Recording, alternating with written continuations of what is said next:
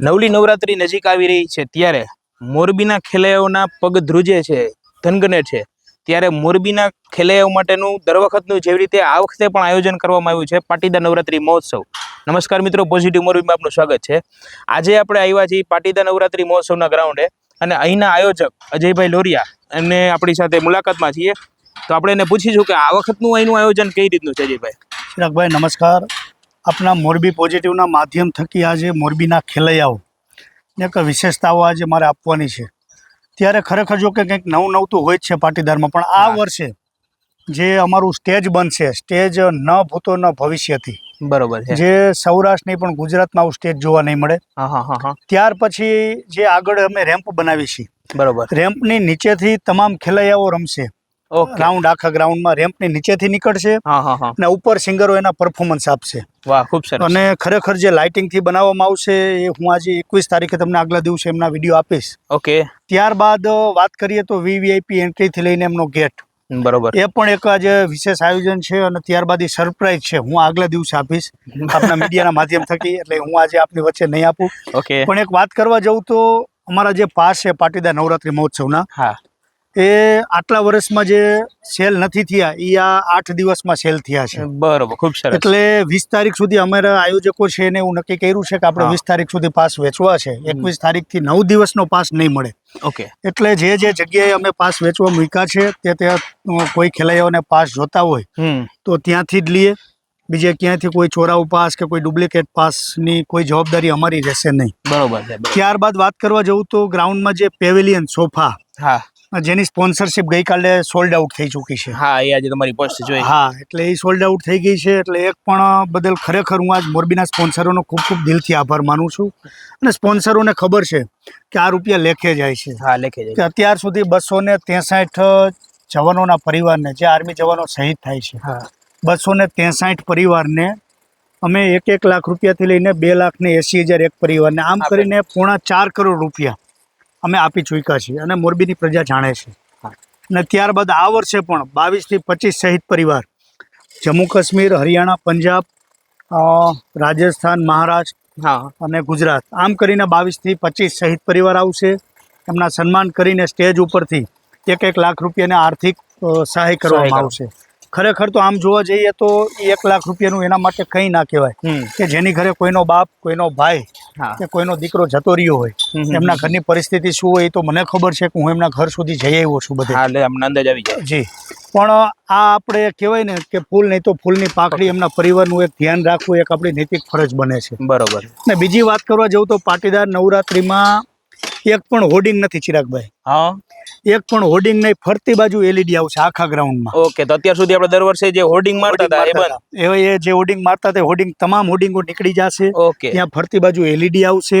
વાહ રે વાહ. અને કોઈ 11,000 થી લઈને લાખો રૂપિયાની સ્પોન્સરશિપ આપી છે. હા, હા, હા. તમામને કહેવાય ને કે એમના રૂપિયાની, ટૂંકમાં એની સ્પોન્સરશિપના એને રૂપિયા વસૂલ થાય એ 19-20 ક્યાંય નહીં રહીએ. એકડ 1 થી લઈને 16 સુધીની જવાબદારી એને આઉટપુટ મળે, એમને ફેસિલિટી મળે.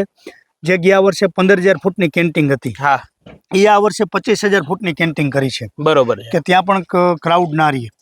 ત્યાર પછી ગેમ ઝોનની વાત કરું તો આગલા ગ્રાઉન્ડમાં પણ ગેમ ઝોન કરવામાં આવ્યો છે, પાછલા ગ્રાઉન્ડમાં પણ ગેમ ઝોન, જેથી કરીને નાના ભૂલકાઓ રમે, માતા બહેનો કોઈ હેરાન ના થાય, ડિસ્ટર્બ ના થાય, છોકરા એમની જગ્યાએ રમ્યા કરે અને બેન દીકરીઓને કોઈને માના ગરબા ગાવા હોય તો ગરબા ગાઈ શકે છે.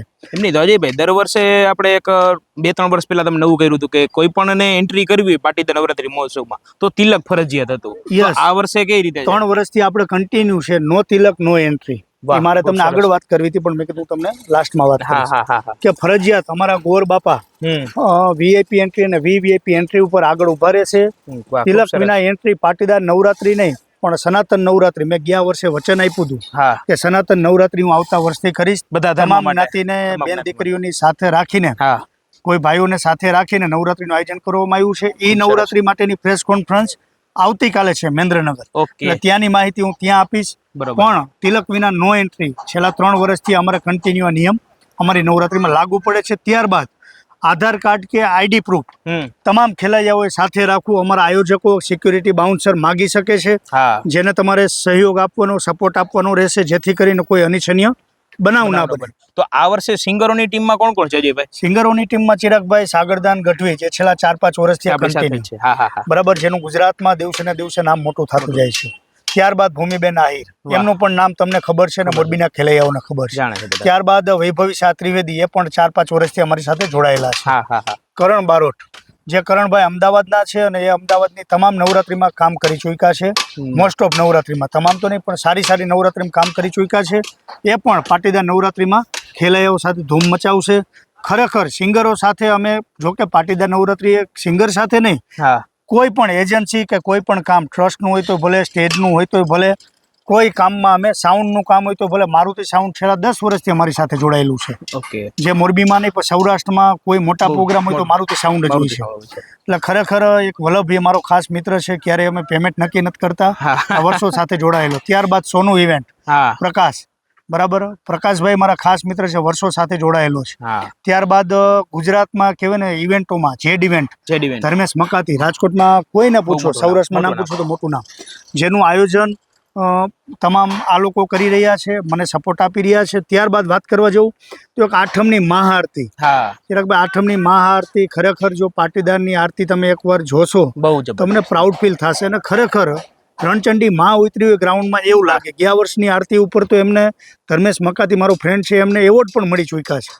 અને આ વર્ષે પણ મહાઆરતી એનાથી વિશેષ આરતી થશે, જેથી કરીને મહાઆરતીના દિવસે કોઈને પાસ કે કોઈને ટિકિટ વેચાતી પણ નહીં મળે, એવું અમારા આયોજક તરફથી એક અમે જાહેરાત કરી છે. એટલે 9 દિવસના આપણે જે ફેમિલી પાસ મળે છે એ સિવાય ક્યારે કોઈને અહીંથી ટિકિટ લેવી હોય તેની સુવિધા આપણે રાખેલ છે કે? તો અમારા ગ્રાઉન્ડની બહાર ટિકિટ બારી, જે ટિકિટ વિન્ડો હોય છે, ત્યાંથી જ મળશે અને ત્યાંથી જ મેળવવાની રહેશે. અને ખરેખર આપના મીડિયાના માધ્યમથી ખાલી કહું છું કે કોઈ મને ફોન, મારા સગા સંબંધી, મારા ભાઈબંધો, ગ્રુપના બધાને એક રિક્વેસ્ટ કરું છું કે આજે મને ફોન કરીને પાસ માટે ન શરમાવો, જેથી કરીને મારે મોબાઈલ બંધ ના કરવો પડે. ચિરાગભાઈ, મારા 3 દિવસથી મારો મોબાઈલ બંધ છે. હવે પાસ માટે જ મારે મોબાઈલ બંધ કરવો પડે છે. તો મારે બીજા કામ હોય કે ના હોય, ખરેખર એક ખેલૈયાઓને સમજવાની વાત છે.